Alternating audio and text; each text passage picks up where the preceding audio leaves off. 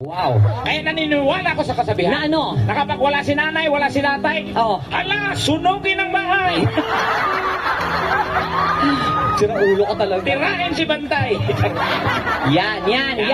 Sa itsura mo talaga buka kalibog-libog sa laging kalibugan mo, no? Hoy, ba't ako? Oo. Gusto mo kwento ako?